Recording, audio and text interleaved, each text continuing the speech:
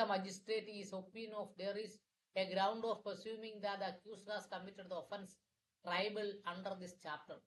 അപ്പോൾ discharge petition ഇട്ടു, വാദമൊക്കെ കേട്ട് കഴിഞ്ഞപ്പോഴാണ് മജിസ്ട്രേറ്റിന് മനസ്സിലായത് ഇത് ഡിസ്ചാർജ് ചെയ്യാൻ പറ്റത്തില്ല. എന്ത് വേണം? കേസ് ട്രയൽ നടത്തണം എന്ന് തോന്നിയാൽ എന്ത് ചെയ്യും? ചാർജ് ഫ്രെയിം ചെയ്യും. Which such magistrate is competent to try which is his opinion could be adequate punishment by him, he shall frame and writing the charges against the accused within a period of 60 days from the date of the first hearing of the charge.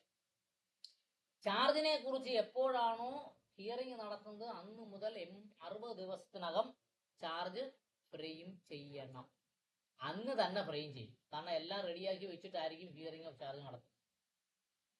The charge shall then be read, explained to the accused, and he shall be asked whether he pleads guilty of the offense and charge of claim to be tried. കുറ്റം ചെയ്തിട്ടുണ്ടോ എന്ന് ചോദിക്കുന്നത് ഇവിടെയാണ്. Charge വായിച്ച് കേൾപ്പിക്കും, എന്നിട്ട് കുറ്റം ചെയ്തിട്ടുണ്ടോ എന്ന് ചോദിക്കും. അപ്പോൾ പറയും കുറ്റം ചെയ്തിട്ടില്ല എന്ന്. കുറ്റം ചെയ്തിട്ടില്ലെങ്കിൽ വക്കീലിനെ വെച്ച് കേസ് നടത്തുന്നു എന്ന് ചോദിക്കും. യെസ്, കേസ് നടത്തും. മനസ്സിലായോ? ഇല്ലെങ്കിൽ കുറ്റം ചെയ്തിട്ട്